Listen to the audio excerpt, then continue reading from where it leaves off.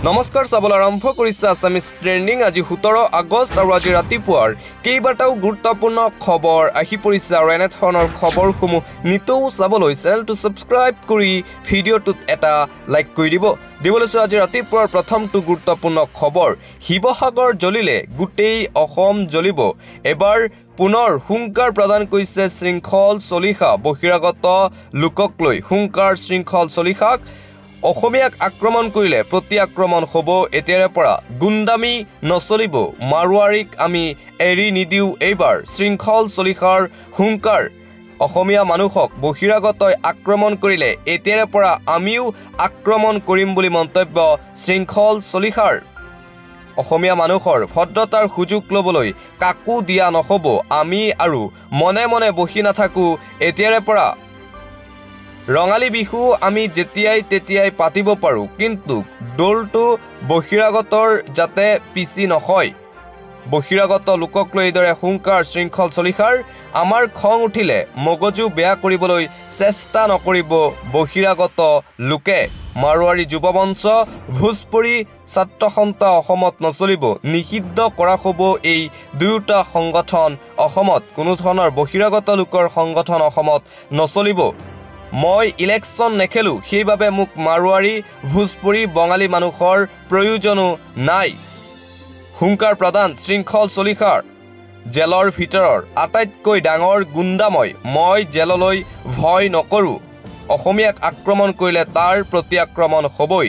Gel মোৰ তৃতীয় ঘৰ, জেললৈ যাবলৈ মই সদায়ে সাজু। এতিয়াৰ পৰা বহিৰাগত বনিয়াই যি মন যায় তাকে কৰিব নোৱাৰিব শিৱসাগৰ তথা অসমত। শিৱসাগৰ জ্বলিলে গোটেই অসম জ্বলিব বুলি এক প্ৰকাৰ হুংকাৰ প্ৰদান শৃংখল চলিহাৰ। আমাৰ দল সংগঠনৰ মাজত মতভেদ থাকিব পাৰে, কিন্তু খিলঞ্জীয়াৰ ক্ষেত্ৰত আমি সকলো একত্ৰিত হৈ যাওঁ। বহিৰাগতৰ বিৰুদ্ধে পুনৰ গৰজি উঠিল বীৰ লাচিত সেনাৰ নেতা শৃংখল চলিহা। অসমীয়াক আক্ৰমণ কৰিলে এতিয়াৰ পৰা প্ৰতি আক্ৰমণ হ'ব, চিধা কথা শৃংখল চলিহাৰ মন্তব্য।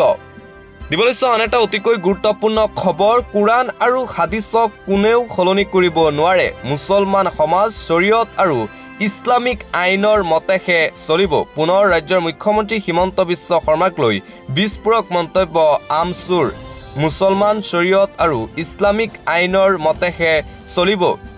মুখ্যমন্ত্ৰী হিমন্ত বিশ্ব শৰ্মাৰ মতে নচলে মুছলমানৰ সমাজ। মুখ্যমন্ত্ৰীক গাদীচ্যুত কৰাৰ হুংকাৰ আমছুৰ সভাপতি ৰেজাউল কৰিম চৰকাৰৰ। অবিভক্ত গোৱালপাৰা জিলাত এটা সম্প্ৰদায়ে আন এটা সম্প্ৰদায়ৰ মাটি কিনিব নোৱাৰিব। মুখ্যমন্ত্ৰী হিমন্ত বিশ্ব শৰ্মাৰ এই সিদ্ধান্তক প্ৰত্যাহ্বান আমছুৰ। কোনে কি কিনিব, কোনে কি কৰিব সেয়া ব্যক্তিগত স্বাধীনতা। মুখ্যমন্ত্ৰীয়ে এই কামত বাধা দিব নোৱাৰে মুছলমান লোকক। মুছলমানৰ বহুবিবাহ আইন বন্ধ কৰাক লৈ আমছুৰ হুংকাৰ। 1935 চনৰ আইনে মানি চলিব মুছলমান সমাজে। শৰীয়তৰ মতেহে বিবাহ পাতিব মুছলমান লোকসকলে। মুখ্যমন্ত্ৰীৰ কথা মতে নচলে আমছুৰ সভাপতি ৰেজাউল কৰিম চৰকাৰৰ মন্তব্য। বিজেপিৰ বিৰুদ্ধে আন্দোলনত নামিব আমছু। বুলডজাৰ লৈ মাদ্ৰাছা ভাঙি দিয়াক লৈও মুখ্যমন্ত্ৰী হিমন্ত বিশ্ব শৰ্মাক হুংকাৰ। মাদ্ৰাছা ভাঙিব, কিন্তু কোৰাণৰ কথা আমাৰ অন্তৰত আছে। কোৰাণ আৰু হাদিছক সলনি কৰিব নোৱাৰে কোনেও। মুছলমান শৰীয়ত আৰু ইছলামিক আইনৰ মতেহে চলিব বুলি মন্তব্য আমছুৰ সভাপতি ৰেজাউল কৰিম চৰকাৰৰ। দিবলৈছোঁ আন এটা ব্ৰেকিং নিউজ, সমুখ সমৰত মুখ্যমন্ত্ৰী হিমন্ত বিশ্ব শৰ্মা বনাম সদৌ অসম ছাত্ৰ সন্থা। মুখ্যমন্ত্ৰী হিমন্ত বিশ্ব শৰ্মাই কৈছিল আছুৱে 20 লাখ মানুহ আহিব বুলি কৈছিল, কিন্তু আহিছে এজন। ক'ত গ'ল আছুৱে কোৱা লাখ লাখ মানুহ? মুখ্যমন্ত্ৰীৰ প্ৰশ্ন। কাৰ শ্বহীদৰ মৃত্যুদিনটোত চৰকাৰে পাতিব প্ৰবঞ্চনা দিব? আছুৰ লাজ লগা নাই নেকি? কিয় জাতিৰ আৱেগৰ লগত খেলে আছুৱে? হিমন্ত বিশ্ব শৰ্মাৰ এই মন্তব্যক উভতি ধৰিলে আছুৰ সভাপতি উৎপল শৰ্মা আৰু সাধাৰণ সম্পাদক শংকৰজ্যোতি বৰুৱাই। হিমন্ত বিশ্ব শৰ্মা প্ৰবঞ্চনাৰ ব্ৰেণ্ড এম্বেচাডৰ বুলি মন্তব্য উৎপল শৰ্মাৰ। নিজৰ জন্মদিনটোক প্ৰবঞ্চনা দিৱস হিচাপে পালন কৰক হিমন্ত বিশ্ব শৰ্মাই। প্ৰবঞ্চকে প্ৰবঞ্চনা দিৱস পাতি থাকক, আমাৰ ক'ব লগা একো নাই।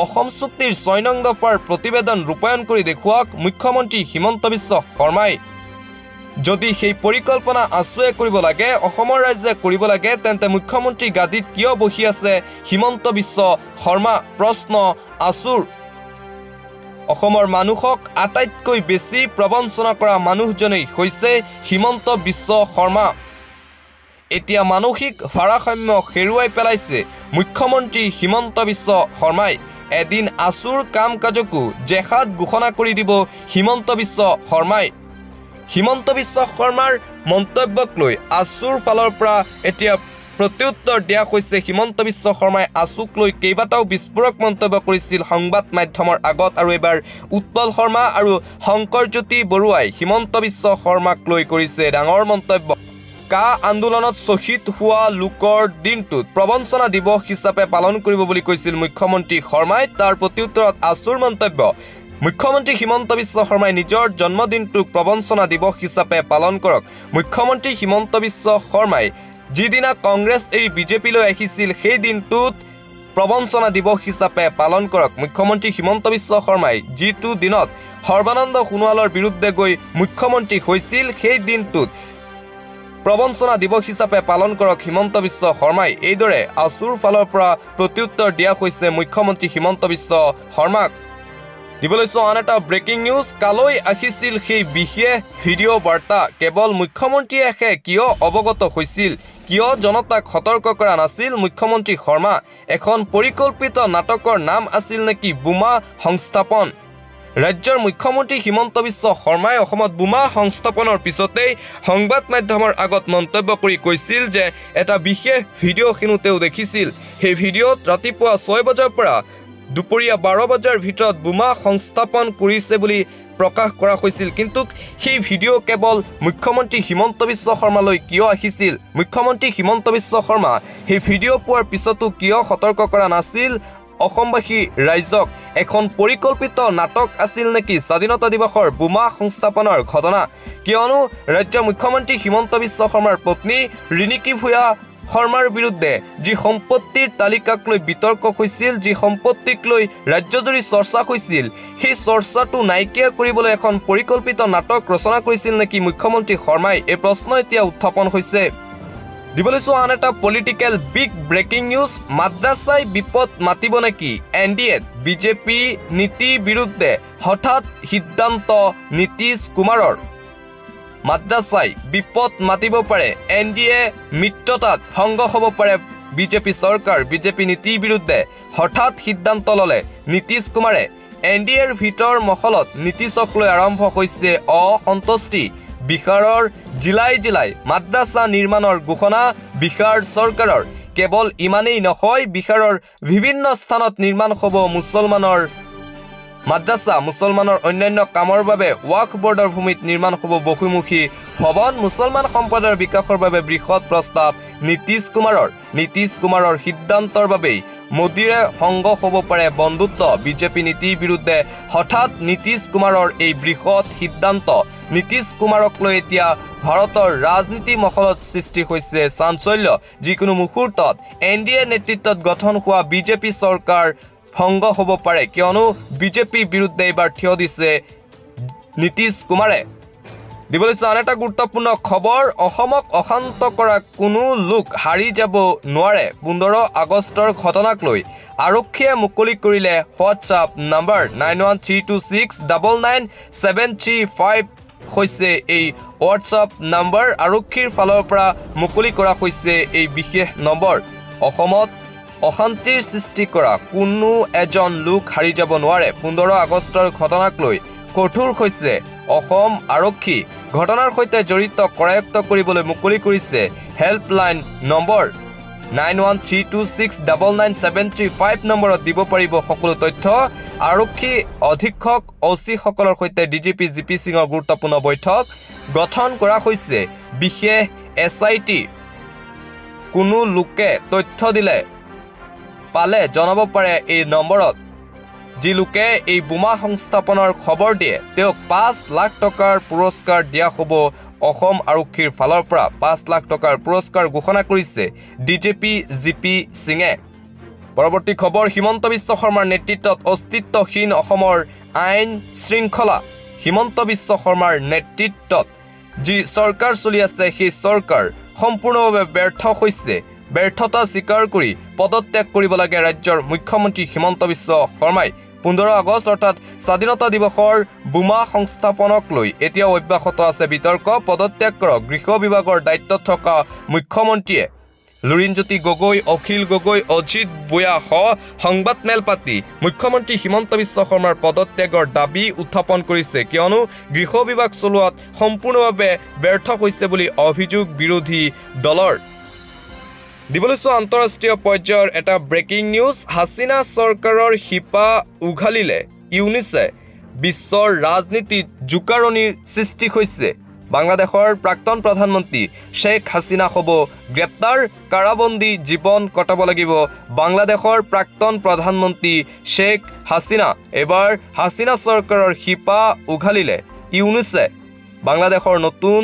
মুৰব্বী মোহাম্মদ ইউনুছৰ বৃহৎ পদক্ষেপ হাসিনা চৰকাৰৰ অস্তিত্ব নাইকিয়া কৰিবলৈ ওলাইছে মোহাম্মদ ইউনুছে হাতখন শক্তিশালী দেশৰ ৰাষ্ট্ৰদূতক উভতাই অনাৰ সিদ্ধান্ত চৰকাৰৰ কেৱল হাতখনেই নহয় পৰৱৰ্তী সময়ত আন দেশৰ ৰাষ্ট্ৰদূতকো উভতাই আনিব অন্তৰ্বৰ্তীকালীন চৰকাৰে আমেৰিকা ৰাছিয়া UAE সৌদি আৰব জাপান জাৰ্মানী আৰু মালদ্বীপৰ ৰাষ্ট্ৰদূতক উভতাই অনাৰ সিদ্ধান্ত বিশ্বৰ অৰ্থনৈতিক আৰু ৰাজনৈতিক ক্ষেত্ৰত অস্থিৰতাৰ সৃষ্টি কৰিছে বাংলাদেশে শেখ হাসিনাৰ কাৰ্যকালত ৰাষ্ট্ৰদূতসকলক দিয়া হৈছিল নিযুক্তি ভাৰতত থকা প্ৰেছ বিষয়াকো পুনৰ মোতায়ন শেখ হাসিনা চৰকাৰৰ সৈতে কোনো সম্পৰ্ক নথকা ব্যক্তিক নতুনকৈ নিযুক্তি দিব বাংলাদেশে আৱামী লীগৰ সৈতে ঘনিষ্ঠ ব্যক্তিক ৰাষ্ট্ৰদূত হিচাপে দিব নিযুক্তি বাংলাদেশৰ নতুন মুৰব্বী মোহাম্মদ ইউনুছৰ এই বিশেষ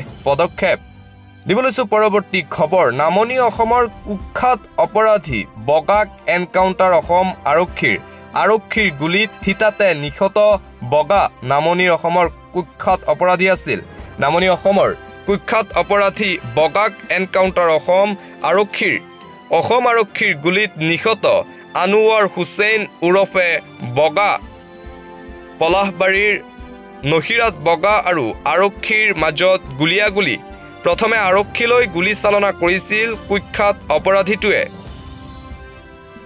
আত্মৰক্ষাৰ বাবে আৰক্ষীয়ে গুলি চালনা কৰে বগাক তাৰ পিছতেই মৃত্যু হয় ঘটনাস্থলীতে প্ৰাণ হেৰুৱাই বহু অপৰাধৰ মাষ্টাৰমাইণ্ড বগাই গাড়ী চুৰি ডকাইতি হত্যা ATM লুণ্ঠনকে ধৰি বহু অপৰাধত জড়িত আছিল দিন দুপৰতে মাৰণাস্ত্ৰৰে সন্ত্ৰাস চলাই আহিছিল বগাই নামনি অসমত আন্তঃৰাষ্ট্ৰীয় গাড়ী চুৰি চক্ৰৰ সৈতে জড়িত আছিল বগা পূৰ্বে 5 বাৰকৈ জেললৈ গৈছিল কুখ্যাত অপৰাধীটো